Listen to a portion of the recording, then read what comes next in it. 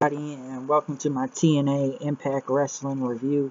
And pretty much a lot of things happen on the show tonight, and I have a lot to say about the show itself, and pretty much after, especially with the whole deal happening next Wednesday. So let's kick off tonight because we had a great show tonight as Eric Young pretty much was coming to the arena as Kurt Angle waited outside Universal Studios, walking, pacing back and forth as Eric Young had a cameraman in his car in the back seat, which everybody could see, which for some reason I don't know why they had a cameraman. At least they're not making him invisible, since he came up and he says, yeah, he's gonna make Kurt Angle say he quits tonight. And he says, I'm gonna have this guy kick this son of a bitch's ass right now. As Kurt Angle pretty much came towards the car after he stopped it and tried to pull him out of the car then, but couldn't get it. So he pretty much ran up to the car and tried to pull him out. He tried to come out and pull him out of the car, and they pretty much brawled, and security broke both of them up then. I thought it was a little bit odd how that happened with the cameraman being in the back, but it was alright, and it didn't make the cameraman look invisible all the time. The show pretty much kicked off with Josh Matthews and Al Snow on commentary, as it was Mayhem tonight, and the Knockouts title was on the line. A steel cage match. Terrence Terrell with the Dollhouse going against Gail Kim, which was actually a good match, I'll say that. Even though they had those those holes we can get through most of the time in the cage, and it was actually a good knockouts match, as pretty much the Dollhouse tried to take out Gail Kim at the top, but Gail Kim was able to take him down. She fell off the cage, and pretty much Terrence Terrell came back in and hit the cutter to win the match, and she kept attacking Gail Kim's hand, her finger, because that's what her wedding ring was, and tried to tear it off. But she couldn't get it. She couldn't get her wedding ring off, and pretty much kept trying to beat her hand. But Awesome Kong's music hit. She tried to come out and help, but they locked the cage as Kong tried to pull the cage open, and the dog pretty much beat the living hell out of Gail Kim, and pretty much Terrence Terrell attacked her. She says, "You were nothing compared to me," she says, pretty much making her look crazy, and pretty much they says Gail Kim has a family, the announcer said, and pretty much, dropped a lot of heat on Terrence Terrell, get the heat and everything, so it was just like a symbol in a way to take her out. They also talked about Kurt Angle, and then I was talked the Kurt Angle and Eric Young match, as they talked about a brawl. Mickie James came out then. We talked about this whole thing with this Magnus and James Storm situation. One is her fiance, mother, father of a child, baby daddy, whatever, and one is a really good friend, James Storm, and she's going to address this whole thing. Mickie James pretty much talked about it, but Storm came out then talking about, because, you don't have to apologize because he would have done the same thing himself, and talk about the whole guitar thing being hit in the head a few weeks ago, and talk about he was angry and that, and he would have done the same thing if he was in the same position also. And so, Mickie James doesn't need to apologize or all this jealousy and all this stuff because he knows what he is. He says, if I open the door for a woman and that's bad, then I'm a bad man, he says. And, because Mickie James is excited about her one more match thing that's coming up, and, that's going to go down. And pretty much Mickie James kept talking to him and talked about the gifts, as James Storm gave out the gifts with the guitar, a little, toy for her son, and the awesome gladiator helmet. She said it wasn't awesome. The crowd tried to say, that was funny, because, Brutus Magnus, and it was funny to give him that old helmet. That was his first gimmick when he first came into this company. And then he talked about all these country music stars, Tim McGraw, Carrie Underwood, Cowboy Troy, Dave Oliver, even Billy Corgan in the back himself. So he can make a deal happen, give her an opportunity, he said. Embrace it. Because if you decide for that power to make a decision, then don't take it at all, just leave. But it's a huge opportunity. And as Storm was leaving, Mickie James pretty much said, I'll take that, I'll tell him I'll meet him in Nashville. Pretty much, James Storm pretty much had a 6 mile leaving pretty much into the back end. So this promo was actually good and shit. He also talked about how he saved her from getting her head kicked in by Bram.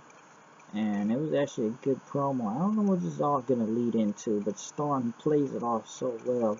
Pretty much as a heel, you know, manipulating people and everything. So this whole James Storm Magnus thing maybe also could be getting good now, a little in a way. Because Storm really knows how to pump up the crowd, being heel and make you believe he's face, but he's a heel also. So whatever it's going to go on with this, we'll have to wait and see. Kenny King was in the back talking about the gauntlet match for the X Division title. Talk about he's a blue chipper and he's always been one. And talk about the vanilla midgets, you know, get the little lightning ball out because Chocolate Thunder's getting in the ring, and he had a message for pretty much either Kurt Angle or Eric Young, you know, since he's the X Division title, that cashing thing's coming. And pretty much says, I'll see you, I'll be DC you, he says. As they pretty much showed Kurt Angle and Eric Young back in some type of jail cells. Eric Young pretty much told the camera's company he had to talk. He held up his phone, showing the Twitter hollering, and then he just smashed his head into the tape, into the glass as it broke. Then like he was crazy. They showed a video for the X Division, or pretty much the entire X Division. It was a gauntlet match. Pretty much everybody comes out, and then when the last two are in, it'll be a one-on-one match. And the match pretty much kicked off with Manic and Rockstar Spud. Pretty much there was a whole bunch of X Division guys that came out. DJ Z was pretty much next, then Manju's, Crazy Steve, Argos. I didn't know who Argos was, and I didn't know what Argos was. And he's from AAA, and allegedly he is the brother of Sin Cara, and came out in the Sin Cara mask. I didn't notice it until I actually was watching the match a little bit more, but he is Sin Cara's brother, Mystico Sin Cara, in AAA Mexico. I don't know much about AAA, but he was really good in the ring, I'll say that. And pretty much from Manju's, Crazy Steve, Tigre, I think he was in this match also. Pretty much everybody was pulling out hella crazy moves in this match. Kenny King was pretty much the last one to come out since he was the champion, almost taking half the guys out from Steve to Zima Ion. Manju super kicking the hell out of people in the ring, and pretty much it came down. Even he took out Manic. It came down to him and Rockstar Spud, which pretty much is the match pretty much went on then. King kept knocking him, taking him down. Rockstar Spud pretty much hit a small package, hit the 1-2-3, now becoming the new X Division champion. So he won the X Division title back. It was actually a good X Division gauntlet match, especially going to the one-on-one. King to take it right out. Spud pretty much hit the upset victory, getting the one-on-one match with a roll-up. So that was really good. June 24th, people, TNA will be live Impact. Pretty much the go-home show for Slammiversary on June 28th on pay-per-view. So that's going to happen. The Dirty Heels against the Wolves, and holy shit, this match was phenomenal. This was literally almost the best match of the night, in my opinion, with the Wolves and the Dirty Heels. Pretty much going in. I didn't know who, especially that combo move, pretty much by the Dirty Heels, and you got, you know, Bobby Roode hitting that double-A spine buster, and then Aries coming with a 450, and then when that Lance Chatsworth, the foot stomp came, and the Wolves hitting that backstabber move.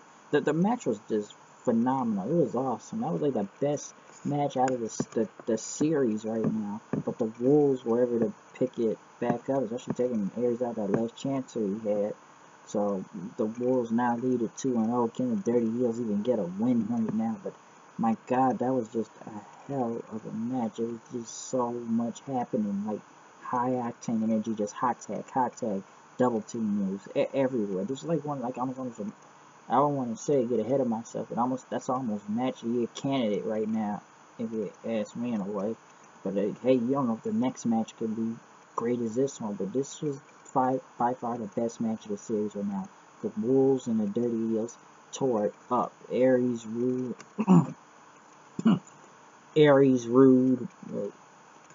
yeah, it wasn't Dave Richards, tore it up. That match was awesome. If you didn't even see that match, I recommend you go watch that match. If you want to see some good tag team wrestling right there. My God, that was some great tag team wrestling. check that shit out. That was great. Angelina Love came out as Velvet Skies in the front row, and she talked about her friends, that she got out friends, which was her personal security team. So her personal security team. So when they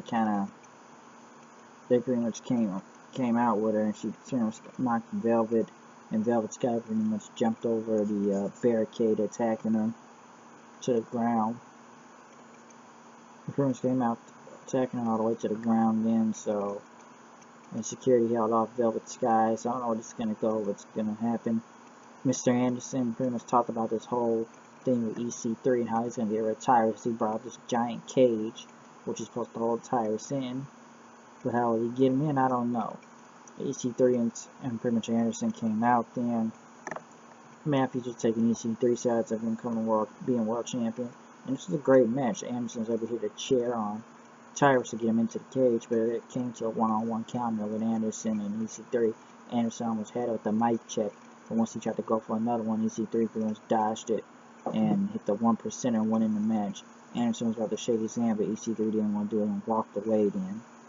So it was a really great match, I'll say that. Heel pretty much picking up the win clean. So it was a clean win for EC3 beating Anderson. So I don't know how this is going to work out, but it was actually a good match. Could there be more? I don't know, but EC3 Mr. Anderson was actually a good match. They talked to Rockstar Spud and back. Rockstar Spud was happy, and people judged him that, yeah, it was a fluke victory, what happened back in the UK in his hometown. But tonight he fought hard, and, you know, he can call himself a two-time champion, and now he's going to align himself with the greats that have been X Division champion: AJ Styles, Samoa Joe, Christopher Daniels, Jerry Lynn, Austin Aries, Jay Lethal, Frankie Kazarian. The list goes on, people. He pretty much tried to align themselves with those, and he talked about, you know, Option C's coming soon, Destination X, what are you going to do?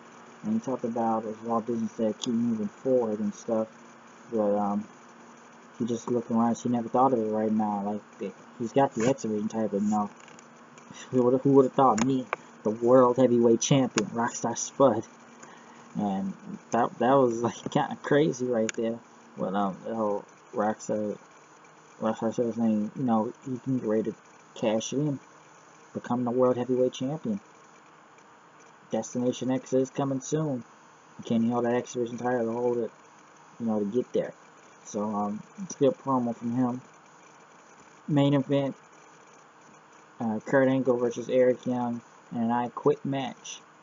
Security came out with both guys as they pretty much attacked each other, and they let them go then. And it's pretty much just an I Quit match, and it pretty much at the point almost like Kurt Angle and Eric Young out in the match as they kept saying no, he didn't want to quit, he didn't want to quit. And the match was actually really good, I'll say that. Really good match. This Kurt Angle and Eric Young was mostly, there was some dodge finishes when they held them, they never quit, they never tapped. Even if they tapped, they didn't quit, because Kurt Angle pretty much had the ankle lock on him. Eric Young tapped, but Eric Young never said he quit, and pretty much you can hear Kurt Angle say shit then.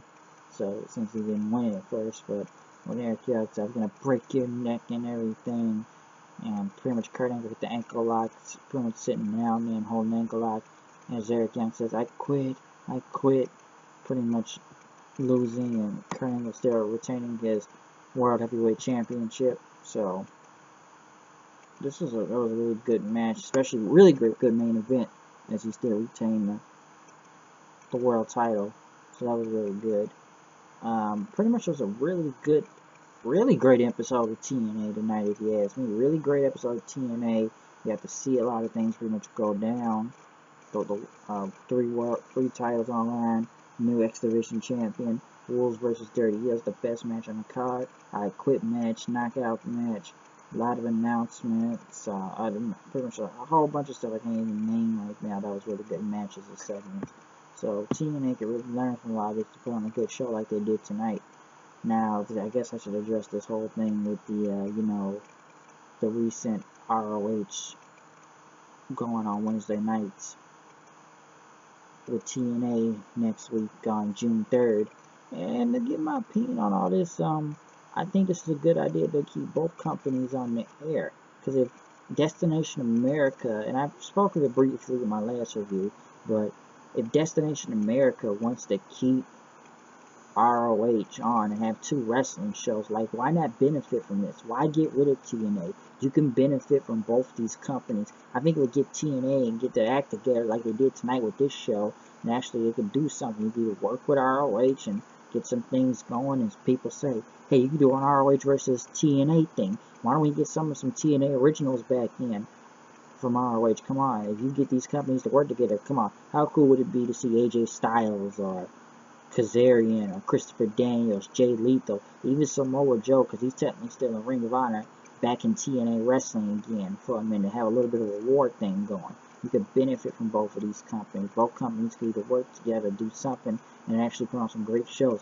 Because on one channel, 3 hours from now, and you got, it's like I said before, it's 4 wrestling shows on one night. Now, you got NXT, you got TNA, you got ROH, you got Lucha Underground. But for Destination America, they need to keep both TNA Wrestling and ROH going like this. This is a great way, and the possibilities you could work out with this. Don't get rid of it. Like, screw all them rumors about them being kicked off the network. In fact, don't kick them off the network. If you're going to keep 2 wrestling companies, you could get a huge wrestling block right now. Every Wednesday nights, folks, that's 3 hours. Come on. You got ROH coming on first and TNA coming on second. You can benefit from that. I may sound crazy, but a lot of people have also said this. I don't know. I think this could be a positive note for them, other than, oh, since ROH is coming on here, TNA is going to get kicked off.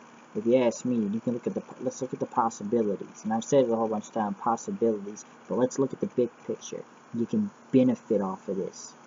Get these companies to work together. Get some good competition now. It'll probably get TNA off their ass and pretty much working head to head against ROH. And come on, you got 4 wrestling shows going against each other in one night.